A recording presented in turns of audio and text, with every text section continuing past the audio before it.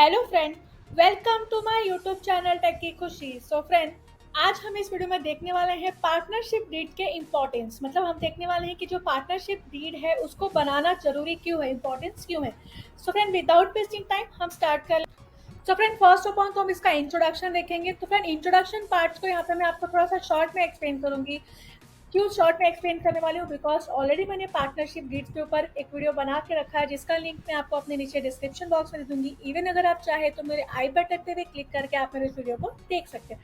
तो फ्रेंड, उस वीडियो में मैंने पार्टनरशिप डीड के इंट्रोडक्शन को काफी अच्छे से एक्सप्लेन किया है। इंट्रोडक्शन के साथ साथ पार्टनरशिप डीड्स के कंटेंट्स को भी वहाँ पे अच्छे से एक्सप्लेन किया। तो फ्रेंड, अब हम यहाँ पे इंट्रोडक्शन पार्ट देख लेते हैं। तो फ्रेंड, सिंपल सा आप क्या बोल सकते हो, जो पार्टनरशिप डीड है ना, वो क्या है, लीगली बाइंडिंग डॉक्यूमेंट्स है। मतलब ये क्या है, रिटर्न डॉक्यूमेंट्स है, जहाँ पे जो पार्टनरशिप होते हैं, पार्टनरशिप अकेले तो होने वाला नहीं है, दो या दो से ज़्यादा लोगों के साथ होगा। तो उनके साथ जब हम पार्टनरशिप बिजनेस को स्टार्ट करते हैं, तो रूल्स एंड रेगुलेशंस क्या है, टर्म्स एंड कंडीशंस क्या है, किसकी क्या रिस्पॉन्सिबिलिटी है, वो सारी चीज़ें कहाँ पे लिखी जाती है, इस पार्टनरशिप डीड पे लिखी जाती है।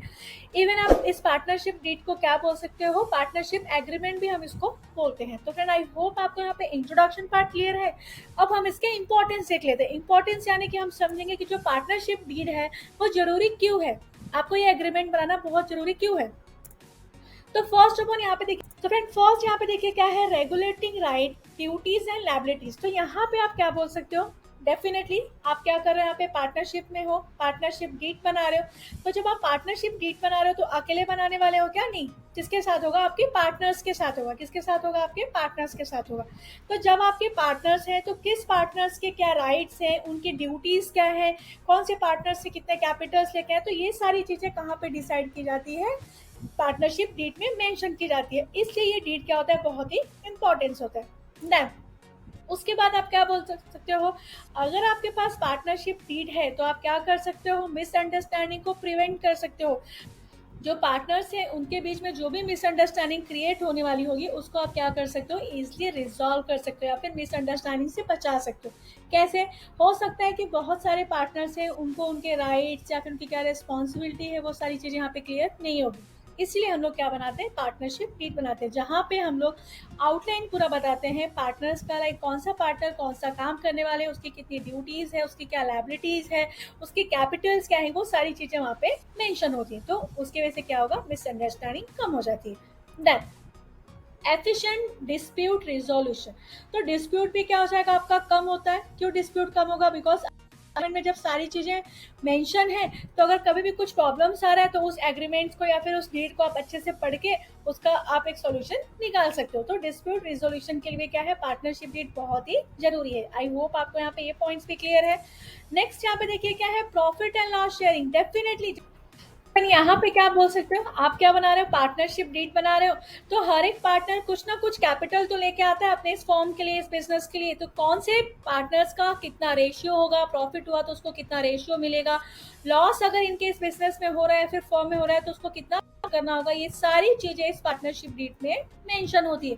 सो दैट कल को अगर आपको प्रॉफिट ज्यादा हुआ तो भी आपको आपका जो रेशियो है उसके हिसाब से मिले, लॉस हुआ तो भी आपको कितना बेयर करना है, वो सारी चीजें इक्वली वहां पे लिखी होती है, कहाँ पे, पार्टनरशिप डीड में। तो फ्रेंड, आई होप आपको यहाँ पे ये पॉइंट्स भी क्लियर है। अब हम नेक्स्ट देख लेते हैं। नेक्स्ट यहाँ पे देखिए क्या है, रोल एंड रिस्पॉन्सिबिलिटी। डेफिनेटली अगर पार्टनरशिप डीड कर रहे हो तो आपके पार्टनर्स है, तो हर एक पार्टनर्स का रोल क्या है, उसकी रिस्पॉन्सिबिलिटी क्या है, उस फॉर्म के अकॉर्डिंग या फिर उस फॉर्म के टूवर्ड्स, वो सारी चीजें वहाँ पे मेंशन की होती है। सो दैट कल को किसी पार्टनर्स को ये ना लगे कि मुझे काम कम मिला है या फिर मुझे काम ज्यादा मिला है, या फिर वो पार्टनर अवेयर ही ना हो कि उसका इस कंपनी में या फिर पार्टनरशिप फॉर्म में उसका रोल क्या है। तो वो सारी चीजें कहाँ पे मेंशन होती है, पार्टनरशिप डीड में मेंशन होती है। तो फ्रेंड, आई होप आपको यहाँ पे ये पॉइंट्स भी क्लियर है। अब हम नेक्स्ट देख लेते हैं। नेक्स्ट यहाँ पे देखिए क्या है, promoting accountability and efficient decision making.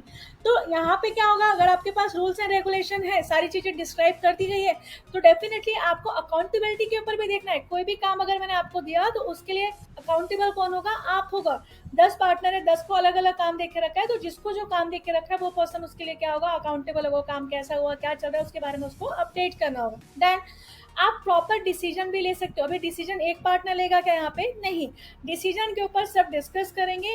At the end जो भी निष्कर्ष निकलेगा या फिर जो भी कंक्लूजन निकलेगा, उसको हम लोग क्या करते हैं, उसको हम लोग क्या करते हैं, अप्लाई करते हैं। तो इसलिए पार्टनरशिप डीड में ये भी होना क्या है, बहुत ही इंपॉर्टेंट है। तो आई होप आपको ये पॉइंट्स भी क्लियर है। नेक्स्ट यहाँ पे देखिए क्या है, रेम्यूनरेशन एंड इंटरेस्ट। तो यहाँ पे आप क्या बोल सकते हो, जो आपका पार्टनरशिप डीड है उसमें ये भी मेंशन होता है, डिफाइन किया जाता है कि जो पार्टनर्स है उनको कितना रेम्यूनरेशन, कितना सैलरी पे करने वाले। वैसे तो जो वर्किंग पार्टनर होते हैं ना उनको ये रिसीव होता है, बट जो यहाँ पे जो पार्टनरशिप फॉर्म में जो पार्टनर्स से अपने पैसे भी जो इन्वेस्ट करके रखे हैं, तो उनको कितना इंटरेस्ट मिलने वाला है, उस इन्वेस्ट का कितना पैसा मिलने वाला है, वो सारी चीज़ें भी कहाँ पे मेंशन होती है, पार्टनरशिप डीड में मेंशन होती है। तो फिर आई होप आपको यहाँ पे इंपॉर्टेंस ऑफ पार्टनरशिप डीड भी क्लियर है, एंड आपको ये भी समझ में आएगा कि ये सब चीज़ों के वजह से या फिर इन सब चीज़ों के लिए पार्टनरशिप डीड क्या है, बहुत ही इंपॉर्टेंट है। अगर ये सारी चीज़ें नहीं होगी तो अल्टीमेटली आपको भी नहीं समझ में आएगा कि जो पार्टनरशिप डीड है उसको कैसे हम लोग फॉलो करें, या फिर कैसे आप अपने बिजनेस को या फिर फॉर्म को सक्सेस के वे में लेके जाओ। तो इसके लिए ये सारे रूल्स एंड रेगुलेशन या फिर टर्म्स एंड कंडीशन लिखना जरूरी होता है कहाँ पे, पार्टनरशिप डीड में। सो फ्रेंड आज के लिए इतना ही, मिलते हैं हम अपने नेक्स्ट वीडियो में। एंड फ्रेंड मैं आपको बता दूं, अगर आपको इस टॉपिक के रिलेटेड नोट्स चाहिए तो नोट्स के लिए आप मुझे मेरे मीडियम पे फॉलो कर सकते हैं, उसका लिंक मैं आपको अपने नीचे डिस्क्रिप्शन बॉक्स में दे दूंगी। अगर आपको और भी डिटेल में डिस्कशन करना है, पर्सनली कुछ पूछना है, तो उसके लिए आप मुझे मेरे टेलीग्राम चैनल पर ज्वाइन कर सकते हैं, उसका भी लिंक मैं आपको अपने नीचे डिस्क्रिप्शन बॉक्स में दे दूंगी। तो फ्रेंड एट द एंड मैं आपसे रिक्वेस्ट करूंगी, अगर आपको मेरा आज का वीडियो अच्छा लगा तो फ्रेंड प्लीज़ आप मेरे इस वीडियो को लाइक एंड मेरे चैनल को सब्सक्राइब जरूर करिए। And friend don't forget to hit the bell icon so that आपको मेरे लेटेस्ट वीडियो का नोटिफिकेशन मिलता रहे। Thank you friend.